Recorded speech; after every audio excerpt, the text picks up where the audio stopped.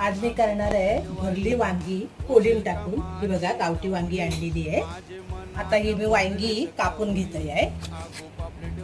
तर मी घेतले बघा इकडे बरा कोथिंबीर बारीक चिरलेली, आलं लसूण कोथिंबीर मिरचीची पेस्ट, लाल तिखट, मालवणी मसाला, गरम मसाला आणि हळद आणि चवीला लिंबू। आता ह्याच्यात मी मीठ टाकून घेत आहे। आता या सगळं मी मिक्स करून घेतलं आहे। आता मी याच्यात ह्यो भाजून फुगवलेलो कोलिम टाकतोय।